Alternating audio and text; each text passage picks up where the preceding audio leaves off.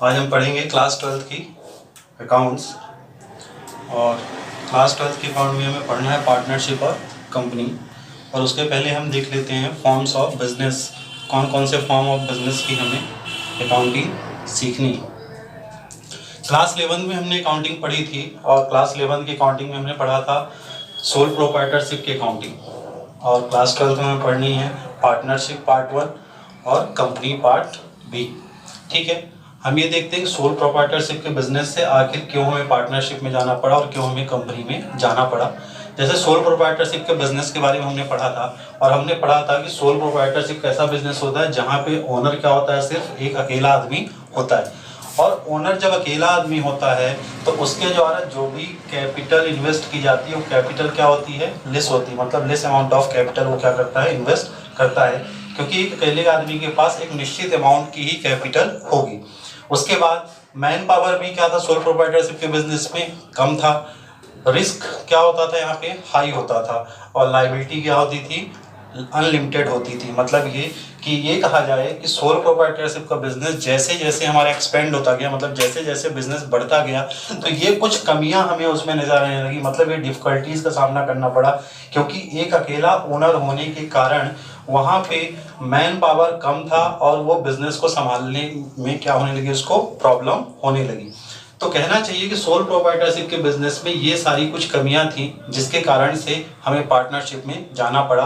कुछ पार्टनरशिप में कुछ ये कमियां क्या हो गई, हमारी रेड्यूस हो गई। हम ये तो नहीं कह सकते पूरी तरह खत्म हो गई, पर कुछ कमियां हमारी क्या हो गई, रेड्यूस हो गई। जैसे पार्टनरशिप में हम जानते हैं कि पार्टनरशिप में यहाँ ओनर एक आदमी होता था और यहाँ पे पार्टनरशिप में कितने व्यक्ति होंगे, 2 से 50 लोग।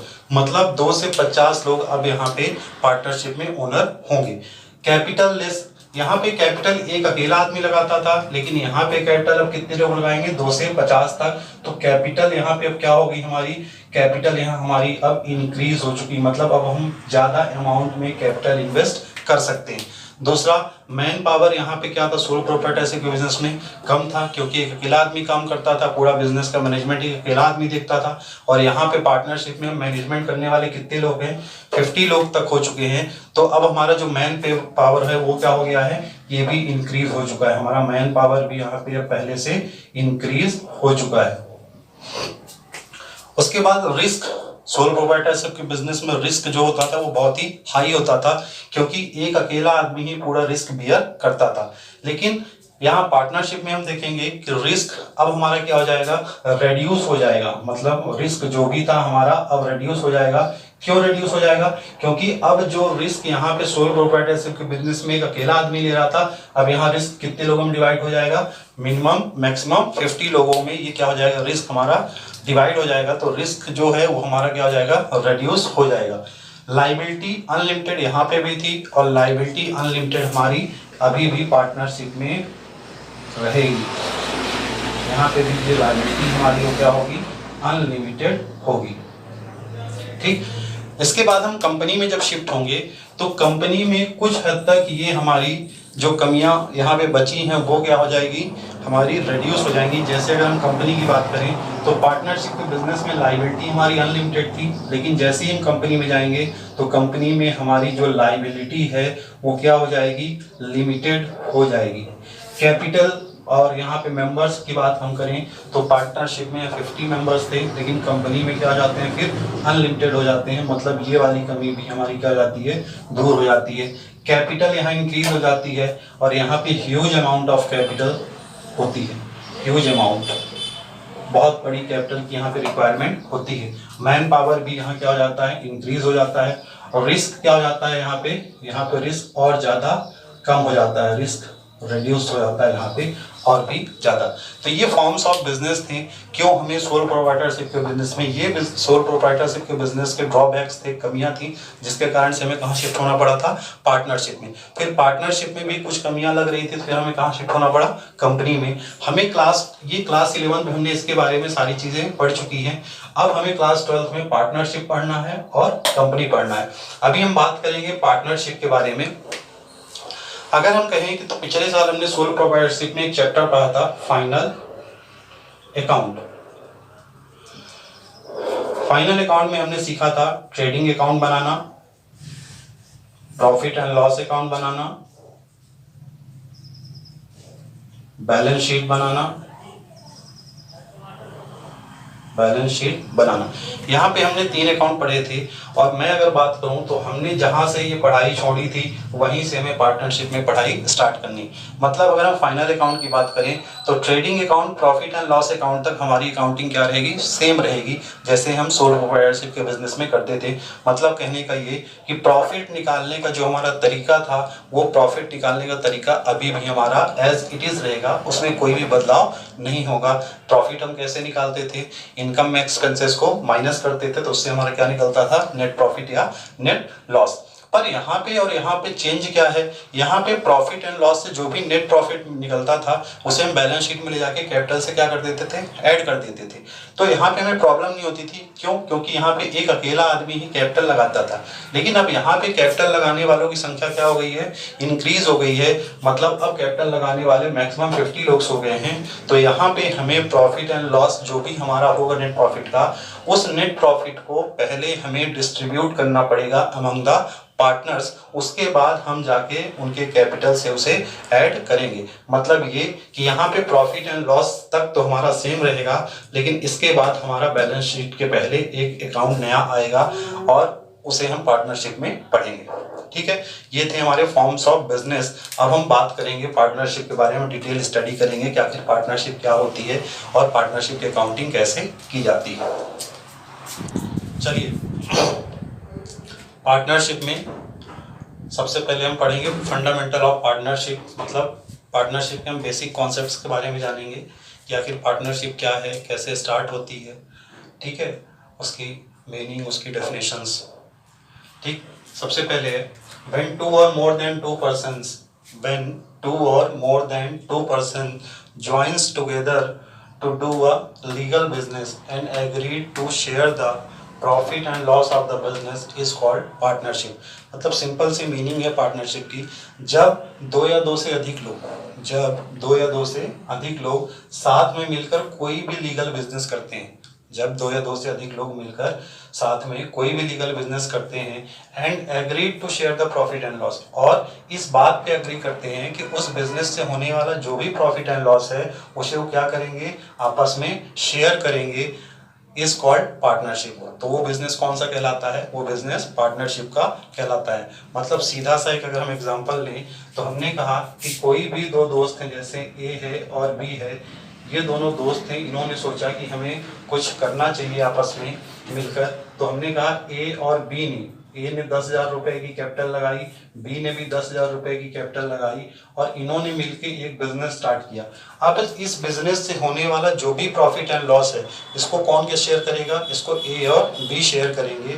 तो कोई भी दो या दो से अधिक लोग आपस में मिलकर कोई भी बिजनेस स्टार्ट करते हैं और उस बिजनेस से होने वाला जो भी प्रॉफिट एंड लॉस है उसे आपस में बांटने के लिए एग्री करते हैं, सहमत होते हैं, उसे हम क्या कहते हैं, पार्टनरशिप कहते हैं। ठीक, उसके बाद डेफिनेशन है, पार्टनरशिप को रेगुलेट कौन करता है, Indian Partnership Act 1932।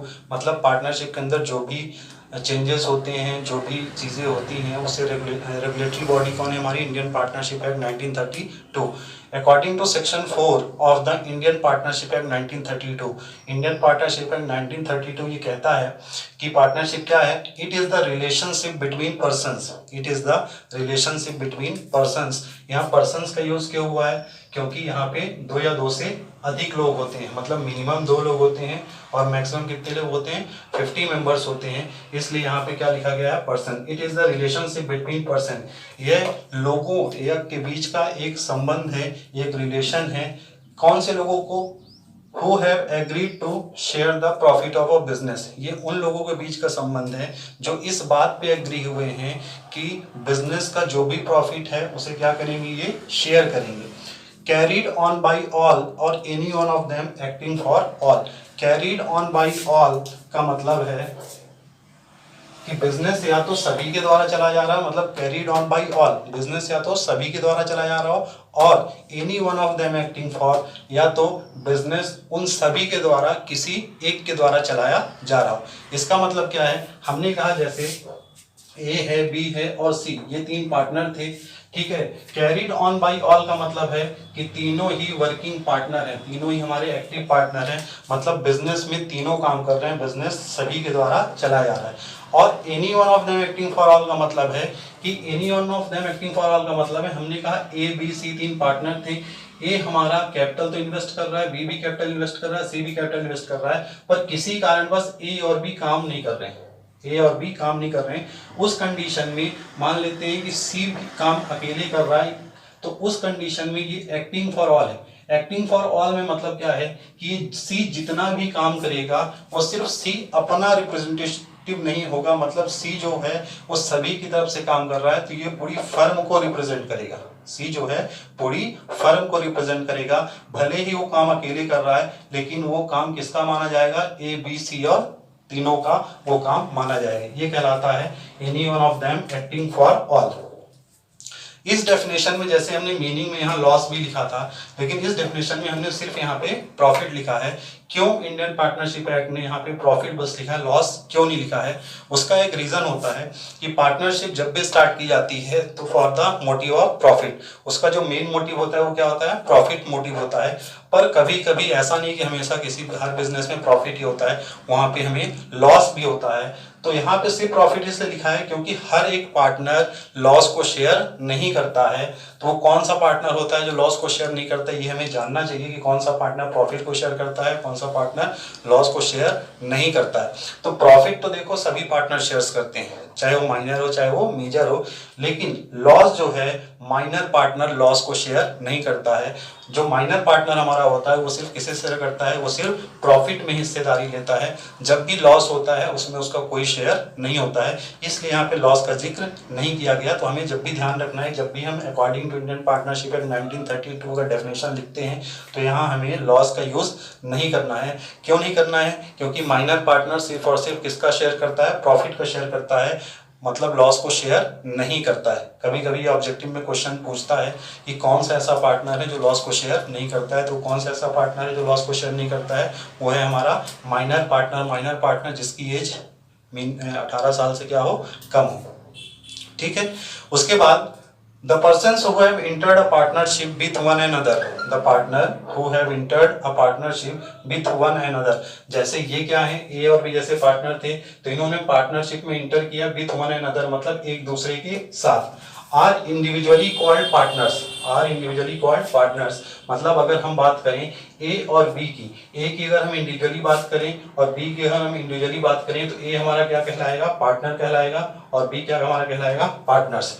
And collectively called firms, पर जब हम इन दोनों की साथ में बात करेंगे तब ये क्या बन जाएंगे हमारे, तब ये हमारे बन जाएंगे क्या, फर्म। तो ये भी ऑब्जेक्टिव में क्वेश्चन पूछता है कि इंडिविजुअली पार्टनर्स, इंडिविजुअली क्या कहलाते हैं, the person who have entered into a partnership with one another are individually called partners and collectively called firms. Individually क्या कहलाते हैं, ये पार्टनर्स कहलाते हैं, और कलेक्टिवली क्या कहलाते हैं, हमारे फर्म्स कहलाते हैं। ठीक है।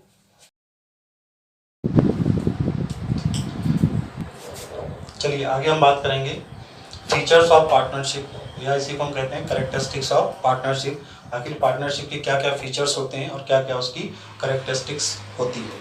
सबसे पहला फीचर्स है, हमने डेफिनेशन में देखा था, सबसे पहला फीचर्स था कि पार्टनरशिप में कितने लोग होने चाहिए, 2 और मोर पर्सन्स। मतलब सबसे पहला फीचर है देयर शुड बी एटलीस्ट या मिनिमम 2 पर्सन्स और मैक्सिमम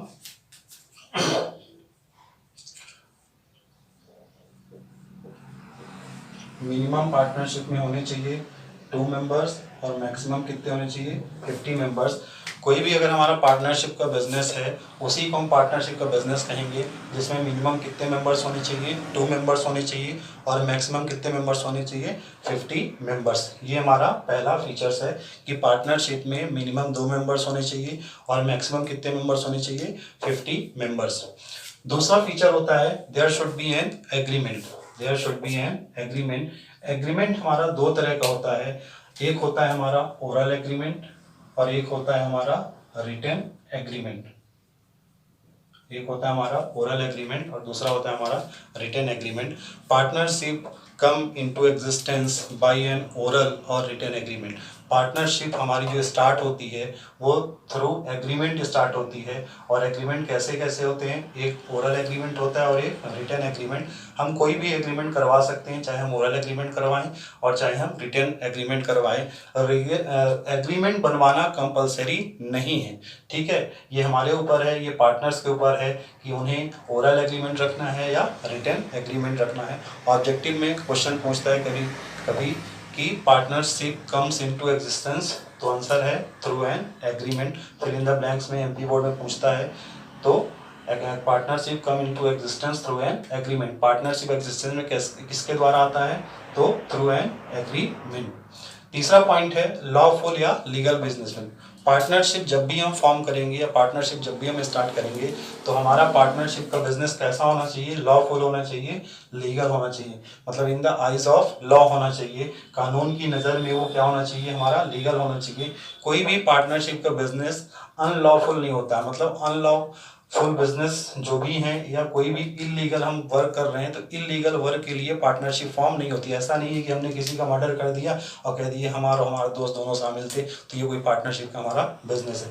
मतलब पार्टनरशिप का बिजनेस कैसा होना चाहिए, लीगल बिजनेस होना चाहिए। जब हम कोई भी लीगल बिजनेस करेंगे उसी के लिए हम पार्टनरशिप फॉर्म कर सकते हैं। किसी भी इलीगल बिजनेस के लिए या इलीगल वर्क के लिए या इलीगल एक्टिविटी के लिए हम पार्टनरशिप फॉर्म नहीं कर सकते। चौथा पॉइंट है प्रॉफिट शेयरिंग। पार्टनरशिप के बिजनेस में जो मेन फीचर है वो काहे का है, प्रॉफिट शेयरिंग का। There must be a profit sharing ratio. मतलब ये कि जो भी पार्टनरशिप के द्वारा या पार्टनरशिप फर्म के द्वारा जो भी प्रॉफिट कमाया जाता है वो प्रॉफिट क्या होना चाहिए, shared among the partners. Partners के बीच में उसे क्या करना पड़ता है, हमें शेयर करना पड़ता है। अगर ऐसा हो कि पार्टनर, जैसे हमने कहा कि ए बी सी तीन पार्टनर हैं, ए बी सी तीन पार्टनर हैं और इन्होंने एक फर्म बनाई और उस फर्म से हमें प्रॉफिट हुआ और ये प्रॉफिट जो है हमने माना कि 20,000 का हमें प्रॉफिट हुआ। और अगर प्रॉफिट हुआ 20,000 का, अगर ये 20,000 सिर्फ पूरा का पूरा सी रख ले तो क्या ये पार्टनरशिप का बिजनेस होगा, नहीं, ये फिर पार्टनरशिप का हमारा बिजनेस नहीं होगा। क्योंकि पार्टनरशिप के बिजनेस में कहा गया है कि profit must be shared among the partners. जो भी फर्म के द्वारा प्रॉफिट कमाया गया है उसे पार्टनर्स में क्या होना चाहिए, शेयर्ड होना चाहिए इन द एग्रीड रेशियो। जो भी एग्रीड रेशियो हुआ है, जो भी उनके बीच में रेशियो तय किया गया है उस रेशियो में प्रॉफिट क्या होना चाहिए, बांटा जाना चाहिए। तो ये हमारा प्रॉफिट शेयरिंग रेशियो। ये पार्टनरशिप के बिजनेस में जो भी प्रॉफिट कमाया जा रहा है फर्म के द्वारा वो सभी पार्टनर्स में क्या होना चाहिए, शेयर्ड होना चाहिए, मतलब बांटा जाना चाहिए। नेक्स्ट है म्यूचुअल एजेंसी, इसी को हम कहते हैं म्यूचुअल अंडरस्टैंडिंग। पार्टनर्स के बीच में एक म्यूचुअल अंडरस्टैंडिंग होनी चाहिए। पार्टनर्स के बीच में, सभी पार्टनर्स के बीच में एक म्यूचुअल अंडरस्टैंडिंग होनी चाहिए। म्यूचुअल एजेंसी में जो पार्टनर होते हैं वो वर्क करते हैं as a principal and agent, as a principal and agent, इसी को हम कहते हैं। और कैरीड ऑन बाय ऑल और any of them acting for all. For example हमने कहा कि ए बी सी हमारे तीन पार्टनर्स, ए बी सी हमारे तीन पार्टनर्स थे। अब इस तीनों पार्टनर्स हमारे काम कर रहे थे। हम मान लेते हैं किसी कारण बस बी फर्म नहीं जा पा रहा है, बी फर्म नहीं जा पाता है या बी फर्म नहीं गया है। उसने ए और सी को कॉल किया, उसने बोला कि मैं फर्म नहीं आ पाऊंगा, जो भी रीज़न हो मैं फर्म में नहीं आ पाऊंगा। तो क्या मेरे हिस्से का जो काम है वो ए कर लेगा या सी कर लेगा। उस कंडीशन में ए और सी ने कहा कि ठीक है तुम नहीं आओगे तो कोई बात नहीं, तुम्हारा काम हम कर लेंगे। तो यहाँ पे क्या है, ये म्यूचुअल अंडरस्टैंडिंग है बिटवीन या अमंग द पार्टनर्स कि बी के ना होने पर भी बी का काम रुकेगा नहीं, उसका काम कौन करेगा, ए और सी। तो ये एक म्यूचुअल अंडरस्टैंडिंग है, म्यूचुअल एजेंसी के थ्रू काम करते हैं, ठीक है।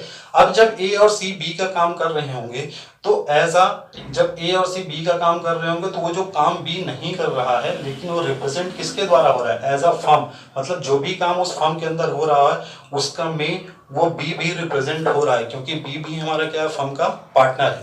तो कभी बी नहीं गया तो उसका काम ए और सी कर लेंगे, या कभी ए नहीं गया तो उसका काम बी और सी कर लेंगे, या कभी सी नहीं गया तो उसका काम ए और बी कर लेंगे। तो यहाँ पे इतनी सी म्यूचुअल अंडरस्टैंडिंग होनी चाहिए कि किसी के ना आने के कारण किसी का काम नहीं रुकना चाहिए, ठीक है। तो ये कहलाती है हमारी म्यूचुअल एजेंसी और म्यूचुअल अंडरस्टैंडिंग। इसी को हमने नाम दिया था कैरीड ऑन बाय ऑल, मतलब या तो सभी के द्वारा काम किया जा रहा हो और any of them acting for all.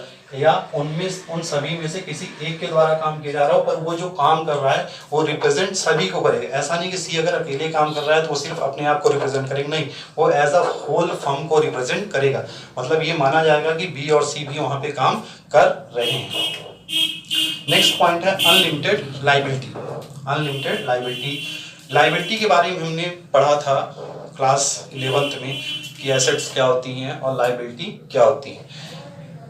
In the future which we have to pay, future में जो कुछ भी हमें किसी को पे करना है, देना है, वो हमारे लिए क्या होती है, लायबिलिटी होती है। और in future which we have received, जो हमें फ्यूचर में हम किसी से रिसीव करेंगे वो हमारे लिए क्या होती है, एसेट होती है। सोल प्रोप्राइटरशिप के बिजनेस हमने देखा था, वहां पे भी लायबिलिटी हमारी क्या थी, अनलिमिटेड थी, और यहाँ पे भी लायबिलिटी हमारी क्या है, अनलिमिटेड है। ये भी ऑब्जेक्टिव में क्वेश्चन पूछता है कि पार्टनरशिप हैज द लिमिटेड और अनलिमिटेड लायबिलिटी, तो आंसर है क्या, अनलिमिटेड लायबिलिटी। अनलिमिटेड लायबिलिटी का मतलब है, जैसे हमने कहा कि हमारे पास दो पार्टनर हैं, ए और बी, दो पार्टनर हैं। ए ने कैपिटल इन्वेस्ट की है 50,000 की और बी ने भी कैपिटल इन्वेस्ट की है 50,000 की।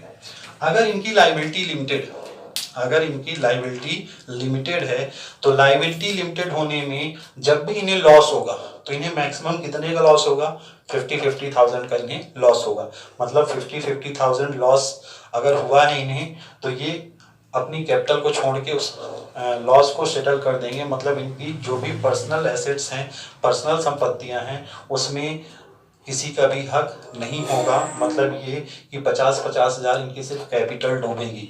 पर इन केस अगर लायबिलिटी इनकी अनलिमिटेड है और अगर हैवी लॉस हुआ है, in case of heavy loss, हमने मान लिया कि इन्हें 2 लाख रुपए का लॉस हुआ है। अब अगर इन्हें 2 लाख रुपए का लॉस हुआ है, इस लॉस को रिकवर करने के लिए, क्योंकि 2 लाख का लॉस हुआ है, इनकी कैपिटल कितनी है, 50-50 मतलब 1 लाख। अब 1 लाख की कैपिटल से 2 लाख का लॉस जो है ये तो रिकवर होगा नहीं। उस कंडीशन में ड्यू टू हैवी लॉस, अगर जब कभी भी हैवी लॉस होते हैं, ज़्यादा बड़े लॉस होते हैं, उस कंडीशन में अगर इनकी लायबिलिटी अनलिमिटेड है तो वहाँ पे ये पैसा तो इनका डूबेगा ही डूबेगा, प्लस साथ में ही इन्हें इस लॉस को कवर करने के लिए, इस लॉस को रिकवर करने के लिए इन्हें अपने पर्सनल एसेट्स का भी यूज करना पड़ेगा। मतलब इनके घर के बर्तन भी क्या हो जाएंगे, बिक जाएंगे इस लॉस को रिकवर करने के लिए, इस लॉस को कवर करने के लिए। ये कहलाती है हमारी क्या, अनलिमिटेड लायबिलिटी। एक तरह से हम बात करें तो ये अनलिमिटेड लायबिलिटी एक तरह का ड्रॉबैक भी हमारे पार्टनरशिप का। ठीक है, चलिए आगे हम बात करेंगे पार्टनरशिप के बाद पार्टनरशिप डीड। पार्टनरशिप डीड क्या होती है, इसी को कहा जाता है आर्टिकल्स ऑफ पार्टनरशिप और इसी को कहते हैं एग्रीमेंट। ठीक है, हम अपनी भाषा में से क्या कहते हैं, एग्रीमेंट। ठीक है, अकाउंटिंग टर्म में से क्या कहा जाता है, पार्टनरशिप डीड या आर्टिकल्स ऑफ पार्टनरशिप डीड। ये भी ऑब्जेक्टिव में क्वेश्चन पूछा जाता है कि पार्टनरशिप डीड या एग्रीमेंट का और दूसरा नाम क्या है, तो क्या है, आर्टिकल्स ऑफ पार्टनरशिप। ठीक है, क्या होती है पार्टनरशिप डीड, क्या होती है partnership deed. Partnership comes into existence by an oral और written agreement. Partnership comes into existence by an oral और रिटन एग्रीमेंट। जो हमारा पार्टनरशिप है एग्जिस्टेंस में कब आता है, ठीक है, पार्टनरशिप हमारा एग्जिस्टेंस में कब आता है, वो कब आता है, बाय एन एग्रीमेंट। कैसा एग्रीमेंट, ओरल और रिटन। एग्रीमेंट हमारा कैसा भी हो सकता है, ओरल एंड रिटन। ओरल भी हो सकता है और रिटन भी हो सकता है। मतलब ये कि जब भी हम पार्टनरशिप फॉर्म करेंगे तो पार्टनरशिप हमारा एग्जिस्टेंस में तभी आएगा जब हम एक एग्रीमेंट बनाएंगे, और वो एग्रीमेंट कैसा हो सकता है, या तो ओरल हो सकता है या तो रिटन हो सकता है। This written document is known as partnership deed. और ये जो रिटन डॉक्यूमेंट होता है, ये जो हमारा रिटन एग्रीमेंट बनाया जाता है, इसी को क्या कहा जाता है, इसी को हम पार्टनरशिप डीड कहते हैं। पार्टनर्स के बीच में जो भी रिटन डॉक्यूमेंट बनाया जाता है वही कहलाता है हमारा क्या, पार्टनरशिप डीड।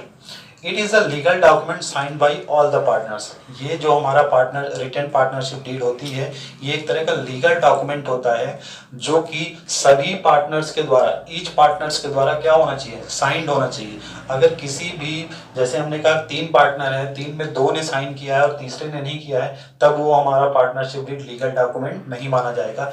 जितने भी पार्टनर्स होंगे वो सभी पार्टनर्स के द्वारा हमारा जो रिटन एग्रीमेंट है वो क्या होना चाहिए, साइंड होना चाहिए।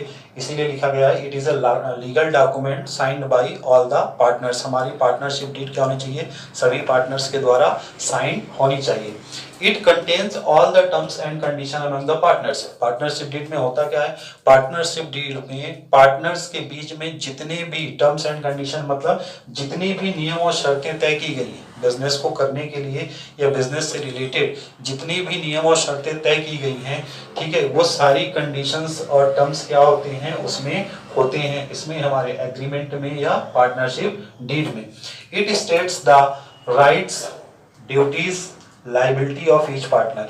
ये हमें पार्टनरशिप डीड क्या बताता है, पार्टनर्स के अधिकार बताता है, पार्टनर्स की ड्यूटीज बताता है कि क्या उनकी ड्यूटीज होनी चाहिए और उनकी लाइबिलिटीज के उनके दायित्वों के बारे में बताता है सभी पार्टनर्स के बारे में। तो it states the rights, duties and liabilities of each partner. अगर हम इसे एक लाइन में बात करें तो it is a written document. Partnership deed क्या है हमारी, it is a written document containing the terms and condition among the partners. Partners के बीच में जितने भी टर्म्स और कंडीशंस एग्री किए गए हैं मतलब तय किए गए हैं वो सारे टर्म्स और कंडीशन कहाँ पे लिखे होते हैं, पार्टनरशिप डीड में लिखे होते हैं। पार्टनरशिप डीड हमारा दो तरह का होता है, मतलब एग्रीमेंट हमारा दो तरह का हो सकता है, ओरल हो सकता है और रिटन एग्रीमेंट हो सकता है। ऑब्जेक्टिव में ये भी पूछा जाता है कि एग्रीमेंट बनाना क्या कंपलसरी है, it is necessary to make a partnership deed. तो आंसर है नहीं, no it is not compulsory to form a partnership deed. Partnership deed बनाना कंपलसरी नहीं है, ठीक है। फिर ये भी पूछा जाता है कि एग्रीमेंट हमारा ओरल होना चाहिए कि एग्रीमेंट हमारा रिटन होना चाहिए, तो ये भी हमारा वॉलेंट्री है, ऑप्शनल है। एग्रीमेंट हमारा ओरल भी हो सकता है और एग्रीमेंट हमारा रिटन भी हो सकता है, ठीक है। पर इंडियन पार्टनरशिप एक्ट 1932 ये कहता है it is better to have a written agreement, it is better to have a written agreement to avoid any dispute among the partners। Partners के बीच में किसी भी तरह का डिस्प्यूट रोकने के लिए, अवॉइड करने के लिए इंडियन पार्टनरशिप एक्ट 1932 कहता है कि हमें एग्रीमेंट बनवाना चाहिए। और कैसा एग्रीमेंट बनवाना चाहिए, रिटन एग्रीमेंट बनवाना चाहिए। तो ना ही हमारा पार्टनरशिप डीड बनाना कंपलसरी है, ना ही ये कंपलसरी है कि एग्रीमेंट हमारा ओरल हो कि रिटन हो। इन सबका आंसर क्या है, वॉलेंट्री होना चाहिए। मतलब पार्टनरशिप डीड बनाना भी वॉलेंट्री है, ऑप्शनल है, हम चाहें तो बनाएं और चाहें तो ना बनाएं। एग्रीमेंट हमारा ओरल भी हो सकता है और रिटन भी हो सकता है, ये भी हमारा क्या है, वॉलेंट्री है, ऑप्शनल है। हम चाहें तो ओरल एग्रीमेंट बनाएं और हम चाहें तो रिटन एग्रीमेंट बनाएं। पर इंडियन पार्टनरशिप एक्ट क्या कहता है कि एग्रीमेंट हमें बनाना चाहिए और कैसा एग्रीमेंट बनाना चाहिए, रिटन एग्रीमेंट बनाना चाहिए, ठीक है। रिटन एग्रीमेंट के क्या फायदे होते हैं वो हम अभी बात करेंगे, ठीक है। रिटन एग्रीमेंट बनाना चाहिए क्यों, क्योंकि रिटन एग्रीमेंट बनाने से हम जितने भी हमारे पार्टनर्स के बीच में फ्यूचर में डिस्प्यूट्स होने की संभावनाएं हैं उन संभावनाओं को हम क्या कर सकते हैं, अवॉइड कर सकते हैं। मतलब जो भी डिस्प्यूट होने हो सकते हैं उनको हम अवॉइड कर सकते हैं। चलिए पार्टनरशिप डीड के बाद कंटेंट्स ऑफ पार्टनरशिप डीड। आखिर पार्टनरशिप डीड में कौन कौन से कंटेंट्स लिखे होते हैं, क्या क्या चीज़ें पार्टनरशिप डीड के अंदर होती। सबसे पहला पॉइंट है name and address of a partners and firms, ठीक है। Name and address of a partner and firm, partner के नाम, पते, फर्म का नाम या पते, सारी चीजें। हमने कहा ए पार्टनर हमारा, बी पार्टनर है, इन दोनों ने कैपिटल इन्वेस्ट करके इन्होंने एक फर्म बनाई, तो ए का क्या नाम है, बी का क्या नाम है, फर्म का क्या नाम है, ए कहाँ रहता है, बी कहाँ रहता है, फर्म हमारी कहाँ पे सिचुएटेड है, फर्म कहाँ पे वर्क कर रही है। तो name and address of a partner and firm, partner सभी पार्टनर्स के नाम एवं पते, फर्म का नाम एवं पता। दूसरा है date of commencement of partnership, partnership हमने कब कमेंस्ड की है, मतलब पार्टनरशिप एग्जिस्टेंस में कब आया, ये डेट भी हमारे पार्टनरशिप डेट में क्या होती है, रिटन होती है। Capital contributed by each partners, partnership deed में ये भी लिखा होता है कि किस पार्टनर ने कितनी कैपिटल कंट्रीब्यूट की है, ठीक है। तो capital contributed by each partner, सभी पार्टनर्स के द्वारा कितनी कितनी कैपिटल इन्वेस्ट की गई है या कंट्रीब्यूट की गई है।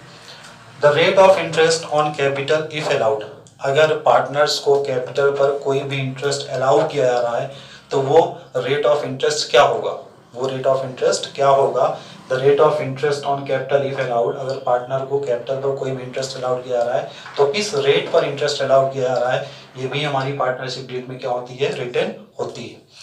The rate of interest on drawing if charge, अगर पार्टनर से ड्राइंग पर कोई भी इंटरेस्ट चार्ज किया जा रहा है तो उसका क्या रेट होगा। द प्रॉफिट शेयरिंग रेशियो, ठीक है, पार्टनर्स के बीच में प्रॉफिट को किस रेशियो में शेयर किया जाएगा, उनके बीच का एग्रीड रेशियो क्या है, वो पार्टनरशिप डीड के कंटेंट्स में लिखा हुआ होता है।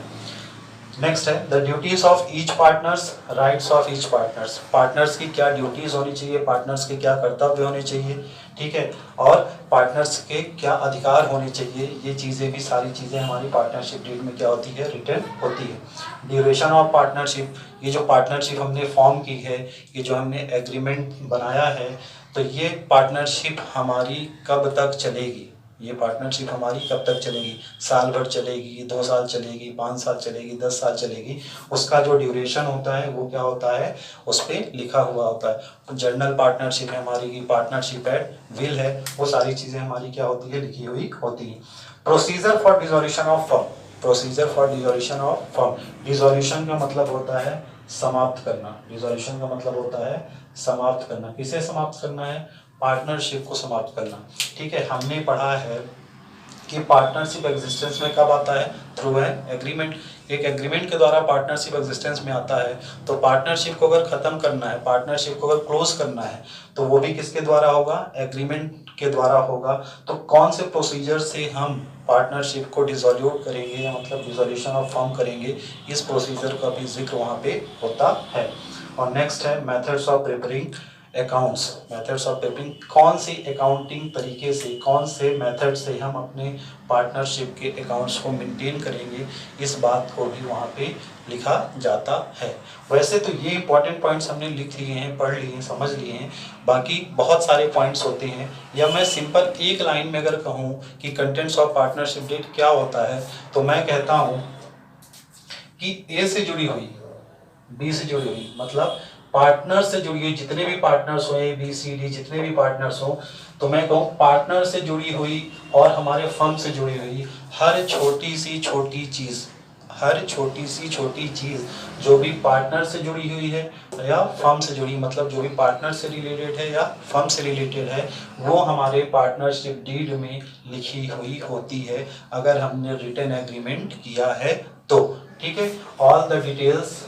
all the details regarding to partners and firms are written on the partnership deed। Partner और पार्टनरशिप फर्म से जुड़ी हुई हर छोटी सी छोटी जानकारी हमारे पार्टनरशिप डीड के कंटेंट में होती है, ठीक है।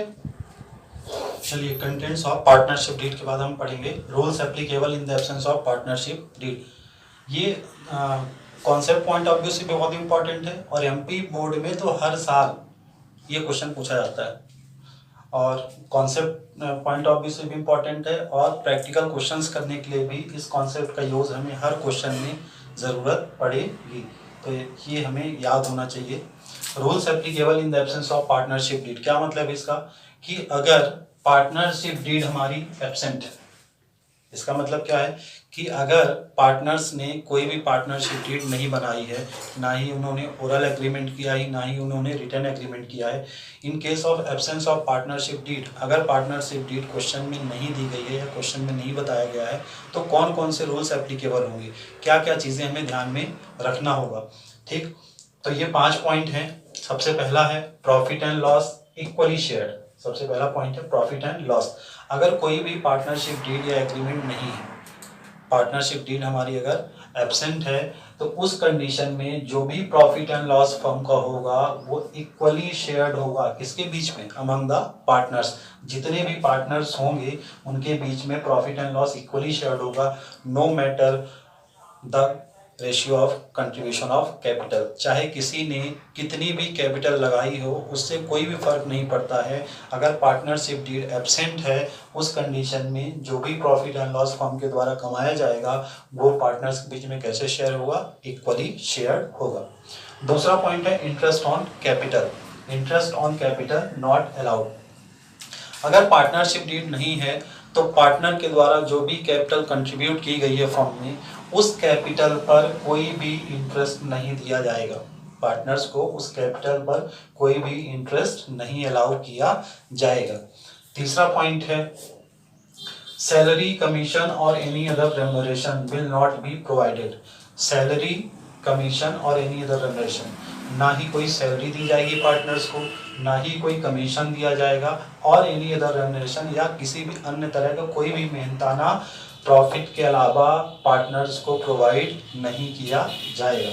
चौथा पॉइंट है interest on drawing not charge. Interest on drawing not charge, अगर पार्टनर ने कोई भी ड्राइंग की, अगर पार्टनर ने कोई भी ड्राइंग की है तो फर्म के द्वारा उनके किए गए ड्राइंग्स पर किसी भी तरह का इंटरेस्ट चार्ज नहीं किया जाएगा। ठीक है, ध्यान रखना है यहाँ पे इंटरेस्ट ऑन कैपिटल पर अलाउड है, क्योंकि पार्टनर को कैपिटल पर इंटरेस्ट मिलती है, फर्म उन्हें कैपिटल पर इंटरेस्ट देता है। यहीं पे इसका उल्टा है, ड्राइंग पार्टनर करता है तो पार्टनर से फर्म इंटरेस्ट चार्ज करती है। तो ध्यान रखना यहाँ पे अलाउड है और यहाँ पे क्या है, चार्ज है। तो पार्टनर के द्वारा किए गए ड्राइंग पर किसी भी तरह का कोई भी इंटरेस्ट चार्ज नहीं किया जाएगा, ठीक है, फ्रॉम द फर्म साइड। पांचवा पॉइंट है interest on loan. Interest on loan, capital के अलावा अगर किसी भी पार्टनर ने फर्म को किसी भी तरह का लोन एडवांस किया है, मतलब फर्म को किसी भी तरह का लोन प्रोवाइड किया है, तो उस लोन पर पार्टनर को 6% पर एनम का इंटरेस्ट मिलेगा, चाहे क्वेश्चन पे लिखा गया हो और चाहे क्वेश्चन पे ना लिखा गया हो। ठीक है, अब इनको याद रखने का तरीका क्या है, तो इनको याद रखने का तरीका कि प्रॉफिट एंड लॉस क्या होगा हमारा, इक्वली शेयर्ड होगा। Interest on capital not allowed है। Salary, commission, any other remuneration not allowed है। Interest on drawing not charge है, मतलब सभी में नॉट है। सिर्फ तुम्हें याद रखना है कि profit and loss equally shared होगा और इंटरेस्ट ऑन लोन पर 6% पर एनम का ब्याज दिया जाएगा, मतलब इंटरेस्ट ऑन लोन कितने परसेंट का होगा, 6% का। सभी में नॉट है, सिर्फ याद रखना है profit and loss equally shared, ठीक, और interest on loan 6% per annum. Salary, commission not given, interest on capital not allowed, interest on drawing not charged. ठीक है, ये थे rules applicable in the absence of partnership deed. ये दोनों ही तरीके से इंपॉर्टेंट हैं, चाहे तुम्हें कॉन्सेप्ट बिल्डअप की बात हो और चाहे तुम्हें प्रैक्टिकल क्वेश्चंस को सॉल्व करने की बात हो। ठीक है, तो ये हमें ध्यान रखना होगा, ठीक है, कि क्या रूल्स एप्लीकेबल होते हैं in the absence of partnership deed, मतलब अगर पार्टनरशिप डीड नहीं बनी है तो कौन कौन सी बातों का हमें ध्यान रखना पड़ेगा। हम क्वेश्चन को सॉल्व करते वक्त इन चीज़ों को ध्यान में रखेंगे। तो ये rules applicable in the absence of partnership deed. इतनी सी बेसिक कॉन्सेप्ट्स की बातें थी। ठीक है, हमने पढ़ा पार्टनरशिप क्या है, ठीक, पार्टनरशिप के फीचर्स क्या क्या होते हैं, ठीक, पार्टनरशिप डीड क्या होती है, पार्टनरशिप डीड कितने तरह की होती है, ठीक, कंटेंट्स ऑफ पार्टनरशिप डीड क्या होते हैं और rules applicable in the absence of partnership deed. ठीक, अब हम बात करेंगे अकाउंट्स की कि पार्टनरशिप में कौन कौन से अकाउंट्स को मेंटेन किया जाता है। चलिए अब हम पढ़ेंगे। हमने माना कि जैसे पार्टनर हैं ए, बी, सी, ये तीनों पार्टनर थे, इन्होंने एक पार्टनरशिप फॉर्म की। इन तीनों ने मिलकर क्या फॉर्म किया, एक पार्टनरशिप फर्म फॉर्म किया। ठीक है, ए, बी, सी तीन पार्टनर थे और ये मान लिया हमने इनकी पार्टनरशिप फर्म है। ठीक है, तीनों ने कैपिटल का कंट्रीब्यूशन किया और इन्होंने एक फॉर्म किया, इन्होंने एक एग्रीमेंट करवाया। ठीक, अच्छा, जब हम अकाउंटिंग की बात करते हैं, कौन से बिजनेस में, पार्टनरशिप बिजनेस में जब हम अकाउंटिंग की बात करते हैं तो यहाँ पे हमें दो अकाउंट्स के बारे में पढ़ना है। ठीक है, एक हमारा बनेगा फर्म के पॉइंट ऑफ व्यू से, तो पहला अकाउंट हमारा है profit and loss appropriation account, और एक दूसरा अकाउंट बनेगा पार्टनर पॉइंट ऑफ व्यू से, पार्टनर्स कैपिटल अकाउंट। इन्हीं दोनों अकाउंट्स के बारे में हमें पार्टनरशिप में पढ़ना है। ठीक है, तो 1 बाय 1 हम दोनों अकाउंट को समझेंगे कि दोनों अकाउंट्स ये क्या होते हैं। सबसे पहला अकाउंट जो हमें पढ़ना है वो पढ़ना है profit and loss appropriation account का। अकाउंटिंग में एक सबसे जो खास बात है, अगर आप क्यों पढ़ रहे हैं और क्यों ये किया जाता है, इतनी चीज़ अगर हम समझ गए हैं तो आधी अकाउंटिंग तो हमें ऐसी समझ में आ जाती है। ठीक, हम बात कर रहे हैं profit and loss appropriation account की। ठीक है, तो ये क्या है और ये क्यों बनाया जाता है या किस लिए इस अकाउंट को प्रिपेयर किया जाता है। ठीक, प्रॉफिट एंड लॉस ये वाला अकाउंट तो हमने, अगर हम इसकी बात करें तो इतना अकाउंट तो हमने क्लास 11th के सोल प्रोप्राइटरशिप के विषय में पढ़ा था, फाइनल अकाउंट पढ़ते उस समय हमने पढ़ा था। ठीक है, अब हमें पढ़ना है profit and loss appropriation account, मतलब ये तो पढ़ना ही है, ये जानकारी तो हमें होनी चाहिए, साथ में क्या जुड़ गया, एप्रोप्रिएशन अकाउंट। एप्रोप्रिएशन का मतलब होता है डिस्ट्रीब्यूशन। एप्रोप्रिएशन का मतलब होता है डिस्ट्रीब्यूशन, मतलब बंटवारा। किस चीज का बंटवारा? बंटवारा होता है यहाँ प्रॉफिट और लॉस का, ठीक है। मतलब ये जो अकाउंट है ये किस चीज को दिखाता है? ये प्रॉफिट एंड लॉस के बंटवारे को दिखाता है। It is prepared, profit and loss क्यों बनाया जाता है? It is prepared to show how net profit after making appropriations is distributed among the partners. Firm के द्वारा जो भी प्रॉफिट कमाया गया है उस प्रॉफिट में बंटवारा करने के बाद, एप्रोप्रिएशंस करने के बाद नेट प्रॉफिट हमारा कैसे डिस्ट्रीब्यूट हुआ है अमंग द पार्टनर्स। ये जो अकाउंट है profit and loss appropriation account, ये क्या शो करता है? How net profit, it is prepared to show how net profit after making all necessary appropriations is distributed among the partners। ये appropriations को बताता है, distribution को दिखाता है कि appropriation करने के बाद हमारा net profit कैसे distribute हुआ है among the partners, ठीक है। अच्छा, फीचर्स क्या है profit and loss appropriation account के? क्या क्या इसके फीचर्स होते हैं? सबसे पहला फीचर है it is an extension of profit and loss account. ये जो profit and loss appropriation account है ये एक्सटेंडेड वर्जन है हमारा किसका? प्रॉफिट एंड लॉस अकाउंट का, ठीक है। जैसे क्लास 11th में हमने पढ़ा था ट्रेडिंग अकाउंट पढ़ा था, ट्रेडिंग अकाउंट हमने पढ़ा था, ठीक। ऐसे हम बनाते ट्रेडिंग अकाउंट, उसके बाद हम बनाते थे प्रॉफिट एंड लॉस अकाउंट, ठीक। और उसके बाद हम बनाते थे क्या? बैलेंस शीट, ठीक। यहाँ पे सोल प्रोप्राइटरशिप के बिजनेस में और पार्टनरशिप में सिर्फ इतना सा फर्क है। देखो यहाँ पे भी डबल एंट्री सिस्टम को फॉलो किया जाता है, ठीक है। यहाँ भी अकाउंटिंग जो की जाती है डबल एंट्री सिस्टम को फॉलो किया जाता है। जो सिर्फ बेसिक सा फर्क है पार्टनरशिप के अकाउंटिंग में और सोल प्रोप्राइटरशिप को, वो ये है कि जैसे हमने पढ़ा था कि ट्रेडिंग अकाउंट से हमें निकलता था यहाँ पे ग्रॉस प्रॉफिट या ग्रॉस लॉस। ये ग्रॉस प्रॉफिट हमारा कहाँ ट्रांसफर होता था? प्रॉफिट एंड लॉस अकाउंट में, ठीक है।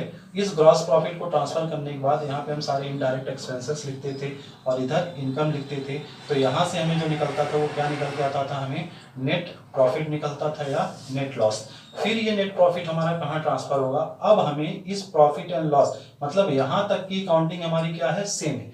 उसके बाद ये जो हमें नेट प्रॉफिट हुआ है ये नेट प्रॉफिट हमारा कहाँ ट्रांसफर होगा? Profit and loss appropriation account में ट्रांसफर होगा।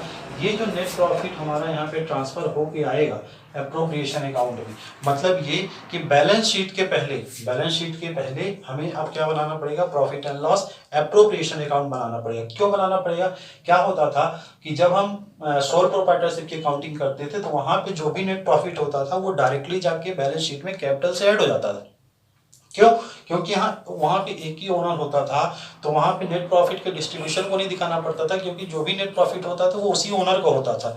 वहां पे नेट प्रॉफिट को बांटने की जरूरत हमें नहीं पड़ती थी और वहां कैपिटल भी एक आदमी के द्वारा इन्वेस्ट की जाती थी तो पूरा का पूरा नेट प्रॉफिट उसके कैपिटल में क्या हो जाता था? ऐड हो जाता।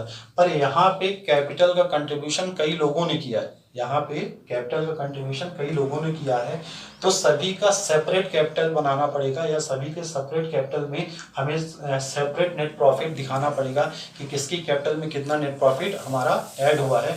इस कारण से हमें प्रॉफिट एंड लॉस एप्रोप्रिएशन बनाना पड़ता है ताकि हम नेट प्रॉफिट को डिस्ट्रीब्यूट करके दिखा सकें कि कितना हिस्सा ए का है, कितना हिस्सा बी का है, कितना हिस्सा सी का है।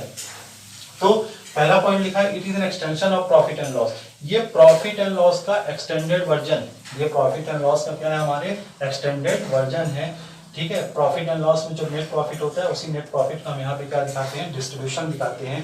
मतलब प्रोसेस जो है, एक्सटेंशन का मतलब क्या है कि यहाँ तक सारी प्रोसेस सेम रहेगी। यहाँ पे हम net profit and loss account में नेट प्रॉफिट को बांटते बस नहीं थे, ठीक है। अब हमें क्या करना है? इसका बंटवारा करके भी हमको यहाँ पे दिखाना है। दूसरा, it is only prepared bye partnership firm. ये सबसे इंपॉर्टेंट फीचर है कि ये जो profit and loss appropriation account है ये सिर्फ और सिर्फ पार्टनरशिप फर्म के बिजनेस में ही बनाया जाता है। मतलब ना ही सोल प्रोप्राइटरशिप में बनाया जाता है ना ही कंपनी में बनाया जाता है। इसे सिर्फ और सिर्फ कौन प्रिपेयर करता है? इसे केवल और केवल पार्टनरशिप फर्म के द्वारा ही प्रिपेयर किया जाता है। ये सबसे इंपॉर्टेंट तुम्हारा फीचर है, ध्यान रखने वाली बात है कि profit and loss appropriation account is only prepared by the partnership firm. तीसरा, it is a nominal account. It is a nominal account. हमने 3 तरह के अकाउंट्स पढ़े थे, रियल, नॉमिनल और रियल पर्सनल और नॉमिनल, और हमने वहाँ तीनों के अलग अलग रूल्स पढ़े थे कि कौन सा अकाउंट नॉमिनल होता है, कौन सा अकाउंट रियल होता है, कौन सा अकाउंट हमारा पर्सनल होता है। नॉमिनल अकाउंट हमने रूल्स क्या पढ़ा था, debit all expenses and losses, credit all income and gain. वो सारे अकाउंट हमारे नॉमिनल अकाउंट होते हैं जो डेबिट साइड में क्या रिकॉर्ड करते हैं, एक्सपेंसेस एंड लॉसेस, और क्रेडिट साइड में क्या रिकॉर्ड करते हैं, इनकम एंड गेन। यहाँ पे भी प्रॉफिट एंड लॉस में भी हम क्या रिकॉर्ड कर रहे थे, सारे एक्सपेंसेस इधर रिकॉर्ड कर रहे थे, सारी इनकम इधर रिकॉर्ड कर रहे थे।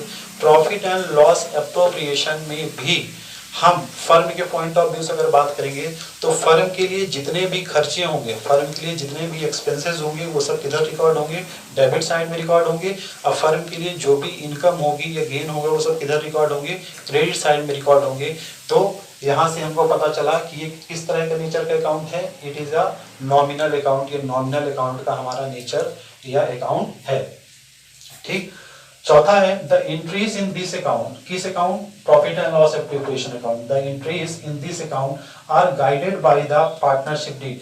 यहाँ पे जितनी भी एंट्रीज की जाएंगी, चाहे वो डेबिट साइड में की जा रही हो, चाहे वो क्रेडिट साइड में की जा रही हो, ये कौन बताएगा कि क्या चीजें यहाँ लिखना है और क्या चीजें यहाँ पे नहीं लिखना है, कौन सा आइटम इस अकाउंट के अंदर आएगा, कौन सा आइटम इस अकाउंट के अंदर भी नहीं आएगा, ये हमें बताएगा कौन, हमारा एग्रीमेंट या हमारी पार्टनरशिप डीड या हमारा आर्टिकल्स ऑफ पार्टनरशिप। ये हमें बताएगा, ये हमें गाइड करेगा कि कौन से आइटम को आपको यहाँ लिखना है और कौन से आइटम को आपको यहाँ पे नहीं लिखना है। और अगर in the absence of partnership deed है, अगर हमारे पास पार्टनरशिप डीड है ही नहीं तो कौन गाइड करेगा, तो फिर कौन गाइड करेगा, फिर करेगा इंडियन पार्टनरशिप एक्ट 1932 जो हमने पढ़ा था, rules applicable in the absence of partnership deed. फिर हम उसकी मदद से यहाँ पे डिसाइड करेंगे कौन सी आइटम्स यहाँ पे आएंगे और कौन से आइटम्स यहाँ पे नहीं आएंगे। पांचवा पॉइंट है it discloses how the net profit for an accounting year has been appropriated. ये अकाउंट क्या दिखाता है, it discloses how the net profit, ये बताता है कि हमारा कैसे net profit for an accounting year, हमारा जो अकाउंटिंग ईयर है जो भी चल रहा हो, चाहे वो फाइनेंशियल ईयर ले रहे हो चाहे हम कैलेंडर ईयर, उस अकाउंटिंग ईयर के दौरान, ठीक है, हमने अपने प्रॉफिट का एप्रोप्रिएशन कैसा किया है, हमने अपने प्रॉफिट का डिस्ट्रीब्यूशन कैसे किया है, किस चीज़ पे कितना पैसा दिया गया है, कितना इंटरेस्ट ऑन कैपिटल के नाम पे दिया गया है, कितना हमारे सैलरी के नाम पे, कितना कमीशन के नाम पे, कितना प्रॉफिट के नाम पे दिया गया है। तो ये नेट प्रॉफिट के एप्रोप्रिएशन को बताता है। ठीक है, तो ये था हमारा profit and loss appropriation account. ये हमें फर्म के पॉइंट ऑफ व्यू से बनाना है। ठीक है, और कौन से अकाउंट बनाना है, profit and loss appropriation account. तब क्या क्या हमने देखा कि प्रॉफिट एंड लॉस एप्रोप्रिएशन जो होता है वो प्रॉफिट एंड लॉस का एक एक्सटेंशन होता है, सिर्फ it is an extension of profit and loss account. ठीक है, it is only prepared by the partnership firm, ये सिर्फ पार्टनरशिप फर्म के द्वारा ही बनाया जाता है। It is a nominal nature. ठीक है, ये जो अकाउंट होता है इसका नेचर कैसा होता है, नॉमिनल। ठीक है, जहाँ पे हम सारे एक्सपेंसेस को डेबिट पे रिकॉर्ड करते हैं, सारे इनकम और गेन्स को कहाँ रिकॉर्ड करते हैं, क्रेडिट पे रिकॉर्ड करते हैं। ठीक है, profit and loss appropriation account में जो भी एंट्रीज पास की जाती हैं, जो भी एंट्रीज रिकॉर्ड की जाती हैं, वो कौन बताता है, it is guided by the partnership deed या एग्रीमेंट। और अगर पार्टनरशिप डीड एब्सेंट है तो फिर कौन गाइड करता है, फिर इंडियन पार्टनरशिप एक्ट 1932 के रूल्स हमें बताते हैं कि कौन से आइटम को हमें कहाँ पे लिखना है और कहाँ पे नहीं लिखना है। ठीक है, और लास्ट पॉइंट क्या था, it discloses how the net profit has been appropriated. ठीक है, ये हमें बताता है कि एक अकाउंटिंग ईयर में जो हमें प्रॉफिट हुआ है फर्म को वो कैसे एप्रोप्रिएशन में दिखाया गया है। ठीक है, ये था हमारा क्या, profit and loss appropriation account. और अब इसके बाद हम इसके फॉर्मेट के बारे में बात करेंगे। चलिए, प्रॉफिट एंड लॉस एप्रोप्रिएशन हमने देख लिया था कि क्या है प्रॉफिट एंड लॉस एप्रोप्रिएशन। ठीक है, और उसके फीचर्स भी देख लिए थे कि profit and loss appropriation account क्यों बनाया जाता है। अब हम फॉर्मेट की बात करेंगे कि फॉर्मेट कैसा होता है profit and loss appropriation account का। तो फॉर्मेट तो सारे अकाउंट्स का टी शेप डी होता है। ठीक है, एक साइड डेबिट होता है, एक साइड क्रेडिट होता है। ठीक, अच्छा, ये अकाउंट जो है हमने इसके फीचर्स में पढ़ा था कि प्रॉफिट एंड लॉस अकाउंट का जब फीचर्स एप्रोप्रिएशन का हम फीचर पढ़ रहे थे कि it is an extension of profit and loss. ये प्रॉफिट एंड लॉस का क्या है, एक्सटेंशन है, मतलब एक्सटेंडेड वर्जन है। मतलब इसका मतलब ये है कि इसके पहले जो अकाउंट बनाया जाता है वो कौन से अकाउंट बनाया जाता है, प्रॉफिट एंड लॉस अकाउंट। जब हम प्रॉफिट एंड लॉस अकाउंट बनाते हैं तो प्रॉफिट एंड लॉस अकाउंट से जो भी हमें नेट प्रॉफिट या नेट लॉस निकलता था वही नेट प्रॉफिट ट्रांसफर होकर कहाँ आ रहा है, यहाँ आ रहा है। ठीक, और अगर हमें लॉस होता है तो वो किधर जाएगा, इधर जाएगा। हमें ये भी ध्यान रखना है अकाउंट में, ये बहुत ही बड़ा एक रूल है, ठीक है, कि कोई भी जो ट्रांजेक्शन होता है उसके डबल इफेक्ट होते हैं। यहाँ पे भी हमको ये ध्यान रखना है कि एक अकाउंट से दूसरे अकाउंट में जब भी कोई चीज़ ट्रांसफ़र होगी, कोई भी आइटम जब ट्रांसफ़र होगा तो वो हमेशा अपोजिट साइड में ट्रांसफ़र होगा। मतलब ये कि अगर कोई भी आइटम डेबिट में है तो अगर दूसरे अकाउंट में ट्रांसफ़र होगा तो डेबिट से ट्रांसफ़र होकर कहाँ पे जाएगा, क्रेडिट में, और अगर क्रेडिट में है तो कहाँ ट्रांसफ़र होकर जाएगा, डेबिट में। इस रूल को हमेशा याद रखना है कि एक अकाउंट से जब भी दूसरे अकाउंट में ट्रांसफ़र होगा कोई भी आइटम तो किधर जाएगा, हमेशा अपोजिट साइड में। क्योंकि जब हम आगे कैपिटल अकाउंट के बारे में पढ़ेंगे या आगे कोई भी अकाउंट पढ़ेंगे तो ये रूल हमारे बहुत काम आता है, ठीक है। ट्रांसफ़र करने का ये जो रूल है कि एक अकाउंट से दूसरे अकाउंट में जब भी जाएगा तो किधर जाएगा, अपोजिट साइड में जाएगा, ठीक है। अच्छा, हमने माना कि हमें नेट प्रॉफिट हो रहा है, हमें नेट प्रॉफिट हो रहा है प्रॉफिट एंड लॉस अकाउंट में, तो ये नेट प्रॉफिट हमारा ट्रांसफर होकर कहाँ पे आया, profit and loss appropriation account में, डेबिट से किधर आ गया, क्रेडिट में। ध्यान रखना है यहाँ जो भी प्रॉफिट एंड लॉस या नेट प्रॉफिट ट्रांसफर होगा वो कैसा होना चाहिए, नेट प्रॉफिट बिफोर एप्रोप्रिएशन, मतलब ऐसा प्रॉफिट जिसमें अभी कोई भी एप्रोप्रिएशन ना किया गया, ठीक है। यहाँ पे हमने स्टार बना के रखा है क्योंकि या तो प्रॉफिट होगा या तो क्या होगा, लॉस, दोनों एक साथ नहीं आएंगे, या तो प्रॉफिट आएगा इधर या तो इधर लॉस आएगा, ठीक है। दूसरा आइटम इधर आता है इंटरेस्ट ऑन ड्राइंग, दूसरा आइटम इधर आता है इंटरेस्ट ऑन ड्राइंग, ठीक। जैसे हमने कहा कि हमारे पास दो पार्टनर हैं, एक पार्टनर ये है, ए हो गया, और दूसरा पार्टनर हमारा कौन है, ये हमारा हो गया बी, ये हमारा पार्टनर है ए और बी। इन्होंने एक फर्म मेंटेन की, एक फर्म फॉर्म किया इन्होंने, ठीक है। अब फर्म फॉर्म किया इन्होंने, ये हमारी हो गई फर्म, पार्टनरशिप फर्म, और ये हमारे कौन हो गए, पार्टनर्स हो गए, ठीक है। इन्होंने कैपिटल का कंट्रीब्यूशन किया, इन्होंने कैपिटल का कंट्रीब्यूशन किया है, ठीक है। इन्होंने जब कैपिटल का कंट्रीब्यूशन किया तो फर्म इन्हें कैपिटल के बदले में क्या देगी, फर्म इन्हें कैपिटल के बदले में प्रोवाइड करेगी इंटरेस्ट ऑन कैपिटल, फर्म इन्हें कैपिटल के बदले में क्या करेगी, प्रोवाइड इंटरेस्ट ऑन कैपिटल। ये जो अकाउंट है हम फर्म के पॉइंट ऑफ व्यू से सोचेंगे, मतलब इसे फर्म मेंटेन कर रहा है तो फर्म के पॉइंट ऑफ व्यू सोचेंगे। जो फर्म के लिए इनकम होगी वो सब क्रेडिट साइड में, जो फर्म के लिए एक्सपेंस होगा वो सब किधर जाएगा, डेबिट साइड में। क्योंकि हमने इसके फीचर्स में पढ़ा था कि कैसे किस नेचर के अकाउंट होता है, नॉमिनल अकाउंट का नेचर होता है। नॉमिनल अकाउंट के बारे में हम जानते हैं कि जो भी नॉमिनल अकाउंट्स होते हैं वो जितने भी एक्सपेंसेस होते हैं उनको वो डेबिट पे रिकॉर्ड करता है, और जितनी भी इनकम या गेन होते हैं उनको कहाँ रिकॉर्ड करता है, क्रेडिट में। कैपिटल का कंट्रीब्यूशन किया पार्टनर्स ने फर्म के पास, और फर्म से उन्हें क्या चाहिए, इंटरेस्ट ऑन कैपिटल। अच्छा, फर्म इनको कैपिटल के बदले में इंटरेस्ट प्रोवाइड कर रही है, तो फर्म इनको दे रही है, तो ये बताओ कि फर्म के लिए ये एक्सपेंस है या इनकम। फर्म के पास से ये पैसा इंटरेस्ट ऑन कैपिटल के नाम पे जा रहा है, तो ये फर्म के लिए क्या है, ये एक्सपेंस है, इसलिए ये किधर रिकॉर्ड होगा, interest on capital, profit and loss appropriation के डेबिट साइड में। दूसरी बात करते हैं, अगर कोई भी सैलरी फर्म प्रोवाइड कर रहा है, अगर कोई भी सैलरी पार्टनर को फर्म प्रोवाइड कर रहा है तो ये भी फर्म के लिए क्या है, एक्सपेंस है। तो दूसरा आइटम है हमारा पार्टनर सैलरी, ठीक है। अगर कोई कमीशन प्रोवाइड कर रहा है वो भी फर्म के लिए क्या है, एक्सपेंस है, तो टू कमीशन।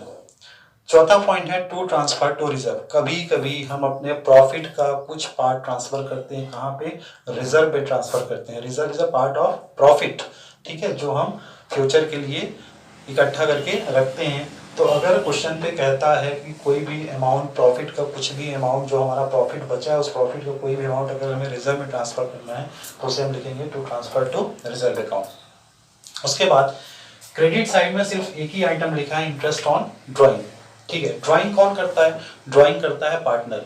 तो जब पार्टनर ड्राइंग करता है तो ड्राइंग पर इंटरेस्ट चार्ज करेगा, कौन चार्ज करेगा, फर्म चार्ज करेगा। तो फर्म चार्ज करेगा तो इंटरेस्ट ड्राइंग पर पार्टनर से फर्म चार्ज करेगा, तो पार्टनर के पास पैसा आएगा कि पार्टनर के पास से पैसा जाए, पार्टनर के पास पैसा आएगा। जब भी पार्टनर ड्राइंग करेगा, जब भी पार्टनर ड्राइंग करेगा तो इस ड्राइंग पर फर्म इससे इंटरेस्ट चार्ज करेगा, तो फर्म के पास ये आएगा। और हमने पढ़ा है credit all income and gain, तो हमें इसे कहाँ रिकॉर्ड करना पड़ेगा, क्रेडिट साइड में, बाय इंटरेस्ट ऑन ड्राइंग, ठीक है। इतनी रिकॉर्डिंग करने के बाद जब सारी एंट्रियाँ हमारी हो जाएं, उसकी रिकॉर्डिंग करने के बाद हमें अकाउंट को क्लोज करना है, हमें अकाउंट्स को क्लोज करना है। और क्लोज करने का सबसे बढ़िया तरीका है कि सिर्फ तुम्हें ये देखना है कि तुम्हारे कौन से टोटल का साइड ज़्यादा है, क्या डेबिट साइड का टोटल ज़्यादा है कि क्या क्रेडिट साइड का ज़्यादा है। जिस साइड का भी टोटल, ध्यान से मेरी बात सुनना, जिस साइड का भी टोटल ज़्यादा होगा, चाहे वो डेबिट साइड का हो चाहे वो क्रेडिट साइड का, जिस साइड का भी टोटल ज़्यादा होगा उस साइड का टोटल हमें दोनों साइड लिखना है। जिस साइड का टोटल ज़्यादा होगा उस साइड का टोटल हमें दोनों साइड को लिखना है। फॉर एग्जांपल हम मान लेते हैं इधर 10,000 है, इधर 10,000 है और इधर क्रेडिट में है 15,000, क्रेडिट में है 15,000। अब बताओ किधर का टोटल ज़्यादा है, तो हमें दिख रहा है कि टोटल किधर का ज़्यादा है, क्रेडिट साइड का। तो जिस साइड का भी टोटल ज़्यादा है उस साइड का टोटल हमें दोनों साइड लिखना है, मतलब 15,000 हमें इधर भी लिखना है और 15,000 हमें इधर भी लिखना है। हमारा क्रेडिट साइड का टोटल ज़्यादा है। उसके बाद हमें क्या करना है, ज़्यादा वाले टोटल से कम को माइनस कर देना है, ज़्यादा वाले टोटल से कम को माइनस कर देना है। तो ये हमारा ज़्यादा वाला टोटल था क्रेडिट से, तो क्रेडिट से हमें डेबिट को माइनस कर देना है। तो ज़्यादा वाला टोटल था 15,000 और 10,000 हमारा डेबिट का टोटल था, तो 15,000 से हमने 10,000 माइनस कर दिया। तो हमारा बैलेंस कितना बचा, 5,000। बैलेंस हमारा कितना बचा, ये बैलेंसिंग फिगर। ये बैलेंसिंग फिगर जो होता है वो हमेशा उस साइड पे लिखा जाता है जिस साइड का टोटल क्या होता है, कम होता है। बैलेंसिंग फिगर हमारा उस साइड लिखा जाता है जिस साइड का टोटल कम होता है। अगर हमारा क्रेडिट ज़्यादा है, मतलब हमारे फर्म के पास इनकम ज़्यादा है और एक्सपेंसेस क्या है, कम है, तो उसे क्या होगा, प्रॉफिट होगा, उसे क्या होगा, प्रॉफिट होगा। पर इन केस अगर डेबिट साइड का टोटल एक्सीड करता है क्रेडिट साइड से, मतलब डेबिट साइड का टोटल ज्यादा होता है क्रेडिट साइड से, तो फिर फर्म को क्या हो जाएगा, लॉस हो जाएगा। तो अगर हमें लॉस होता है तो फिर हम लॉस को यहाँ पे लिखेंगे, जैसे हम प्रॉफिट को लिखते हैं by net loss transfer to capital account और या करेंट अकाउंट। तो हमें ध्यान रखना है अकाउंट को क्लोज करते वक्त जिस साइड का भी टोटल ज्यादा है उस साइड का टोटल दोनों साइड, फिर ज्यादा वाले टोटल से कम को हमें क्या करना है, माइनस करना है। इस फॉर्मेट को याद करने का सबसे अच्छा तरीका है, हमें पता है कि जब भी कोई अकाउंट हम बनाते हैं सबसे पहले उस अकाउंट में उसका ओपनिंग बैलेंस ट्रांसफर होता है। तो ये तो प्रॉफिट एंड लॉस ट्रांसफर कर लेंगे। उसके बाद क्रेडिट साइड में सिर्फ एक ही आइटम आता है, वो क्या है, इंटरेस्ट ऑन ड्राइंग। ठीक है, तो हमें ध्यान रखना है कि याद करने के लिए कि क्रेडिट साइड के आइटम पहले हम लिख लेंगे, सबसे पहले बैलेंस ट्रांसफर करेंगे, नेट प्रॉफिट बिफोर एप्रोप्रिएशन। उसके बाद हमें इंटरेस्ट ऑन ड्राइंग ढूंढना है।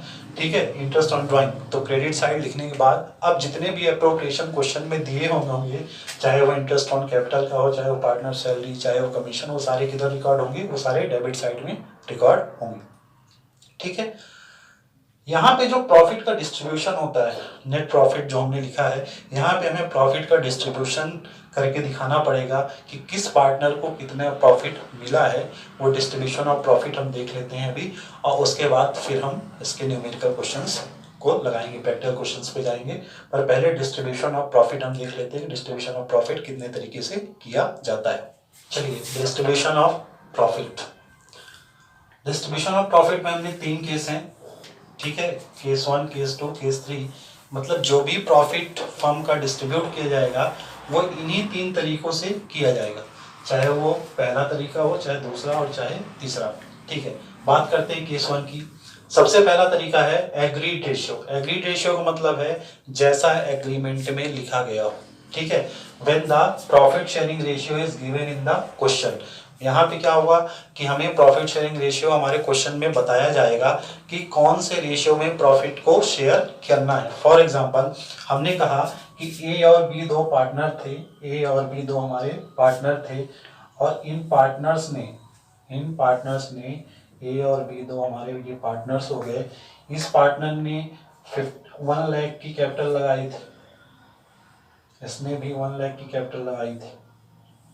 ठीक, यहाँ पे क्वेश्चन में रेशियो दिया गया है कि इनका जो प्रॉफिट शेयरिंग रेशियो है वो कितना है, 3:2। ये क्वेश्चन पे इंफॉर्मेशन हमें गिवन है कि जो भी प्रॉफिट होगा वो प्रॉफिट कैसे बटेगा, 3:2 में। हम मान लेते हैं कि हमारा जो प्रॉफिट हुआ है, हमारा जो भी प्रॉफिट हुआ है वो प्रॉफिट कितने का है, हमने माना ये प्रॉफिट है हमारा कितने का, 50,000 की। अब इस प्रॉफिट को हमें डिस्ट्रीब्यूट करना है रेशियो में, किस रेशियो में, 3:2 में। तो सबसे पहले हम क्या करेंगे, इस रेशियो को हम ऐड कर लेंगे, इस रेशियो को हम क्या करेंगे, ऐड कर देंगे, 3/5 हो जाएगा और 2/5। ये कैसे हो गया, ये 3 और 2 को हमने ऐड कर लिया और 5। अब इस रेशियो को पढ़ने का तरीका क्या है, इस रेशियो का मतलब ये है कि प्रॉफिट के टोटल कितने हिस्से होंगे, 5 हिस्से होंगे। उस 5 हिस्से में 3 हिस्सा किसको मिलेगा, ए को मिलेगा, और 2 हिस्सा किसको मिलेगा, बी को मिलेगा। ठीक है, तो जब हमें डिस्ट्रीब्यूट करना होगा इस प्रॉफिट को, तो जब हम ए का प्रॉफिट निकालेंगे तो टोटल प्रॉफिट हमारा कितना था, 50,000 का, और ए का रेशियो कितना था, 3/5। इसी तरह हम बी का निकालेंगे तो टोटल प्रॉफिट हमारा कितना था, 50,000, और बी का रेशियो कितना था, 2/5। मतलब ये कि प्रॉफिट के टोटल 5 हिस्से हैं, 5 हिस्से में 3 हिस्सा किसको मिलेगा, ए को मिलेगा, और 2 हिस्सा किसको मिलेगा, बी को मिलेगा। इसको जब हम सॉल्व करेंगे तो ये कितना हो जाएगा, हमारा हो जाएगा 30,000 ए का हिस्सा होगा और 20,000 हमारा बी का हिस्सा होगा। ठीक है, तो ये हमारा था agreed ratio when the profit sharing ratio is given in the question. जब हमारा प्रॉफिट शेयरिंग रेशियो क्वेश्चन में दिया होगा तब हमें कुछ नहीं करना है, जो भी हमारा प्रॉफिट आएगा उस प्रॉफिट को सीधे हमें रेशियो में क्या कर देना है, डिस्ट्रीब्यूट कर देना है। ठीक है, अब हम बात करते हैं केस 2 की, कैपिटल रेशियो की। कैपिटल रेशियो में तुम्हें ये रेशियो दिया नहीं होगा, इन ए और बी का रेशियो तुम्हें दिया नहीं जाएगा, तुम्हें रेशियो यहाँ पे क्या करना पड़ेगा, फाइंड करना पड़ेगा। पर ये क्वेश्चन पे बताया जाएगा, ये क्वेश्चन पे बताया जाएगा कि तुम्हें एग्रीड रेशियो में प्रॉफिट को बांटना है, कैपिटल रेशियो में। When the question says that the profit is divided in capital ratio, when the question says that the profit is divided in the capital ratio, question में अगर ऐसा लिखा हुआ है कि पार्टनर्स के बीच में जो प्रॉफिट का डिस्ट्रीब्यूशन होगा वो उनके द्वारा कंट्रीब्यूट की गई कैपिटल के अकॉर्डिंग होगा, मतलब जिसने जितनी कैपिटल का कंट्रीब्यूशन किया है उसी रेशियो में हमें प्रॉफिट को डिस्ट्रीब्यूट करना है। हम मान लेते हैं कि दोनों पार्टनर ने कैपिटल अलग अलग कंट्रीब्यूट की, एक ने 1 लाख रुपए की कैपिटल कंट्रीब्यूट की है और एक दूसरे ने 2 लाख रुपए की कैपिटल कंट्रीब्यूट की। तो कैपिटल तो क्वेश्चन में दी रहेगी, फिर हमें क्या करना पड़ेगा, अगर वहां पे कैपिटल रेशियो बोलता है तो हमें क्या करना पड़ेगा, we have to find the ratio with the help of capital. Firstly सबसे पहले हमें क्या करना पड़ेगा, हमें रेशियो कैलकुलेट करना पड़ेगा with the help of capital. Capital की मदद से हमें रेशियो को कैलकुलेट करना पड़ेगा। और कैपिटल की मदद से हम रेशियो को कैसे कैलकुलेट करेंगे, जो भी हमारी कैपिटल गिवन होगी उस कैपिटल को काट के हम इतना छोटा कर देंगे कि वो रेशियो के फॉर्म में आ जाएगी। जैसे हम यहाँ देख रहे हैं कि 5 जीरो इसके कट जाएंगे और 5 जीरो इसके कट जाएंगे और इनका रेशियो कितना हो जाएगा, 1:2। मतलब यहाँ पे ए से डबल कैपिटल किसने इन्वेस्ट की है, बी ने 2 टाइम्स कैपिटल इन्वेस्ट की है, किससे, ए से। या इसको हम ऐसा भी कह सकते हैं कि बी का आधा किसने इन्वेस्ट किया है, ए ने।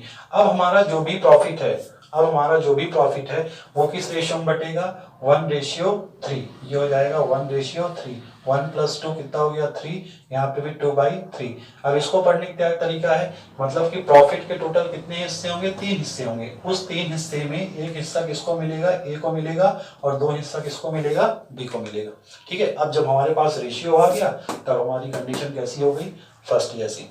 ठीक, तीसरा टाइप है नो इन्फॉर्मेशन। किस बारे में इन्फॉर्मेशन, क्वेश्चन पे ना ही एग्रीड रेशियो मिलेगा और क्वेश्चन पे ना ही तुम्हें कैपिटल रेशियो मिलेगा। इसका मतलब क्या है, जब ना ही एग्रीड रेशियो मिलेगा ना ही कैपिटल रेशियो मिलेगा, इसका मतलब है कि वहां पे पार्टनरशिप डीड है ही नहीं, एग्रीमेंट है ही नहीं। When there is no information about the profit sharing ratio in the question then the profit is divided equally. जब रेशियो के बारे में कोई भी इंफॉर्मेशन नहीं होगी, या तो हमारा एग्रीमेंट एब्सेंट होगा या पार्टनरशिप डीड एब्सेंट होगा, उस कंडीशन में हमने पहले भी पढ़ा है कि जो भी हमारा प्रॉफिट एंड लॉस होगा वो कैसे डिस्ट्रीब्यूट होता है, वो इक्वली डिस्ट्रीब्यूट होगा। मतलब जितने भी पार्टनर हैं, जैसे हमने कहा कि 2 पार्टनर हैं तो बस सभी के आगे हमें क्या लिखना है, 1:1। 3 होते तो 1:1। अगर 3 होते तो क्या जाता, 1 2 3, तो 1/3 1/3 1/3। मतलब प्रॉफिट के टोटल 3 हिस्से होंगे, एक हिस्सा ए का, एक हिस्सा बी का और तीसरा हिस्सा किसका, सी का। ठीक है, ये था डिस्ट्रीब्यूशन ऑफ प्रॉफिट। इसके बाद कैपिटल अकाउंट का बस हमें फॉर्मेट देखना है और फिर उसके बाद हम न्यूमेरिकल सॉल्व करेंगे।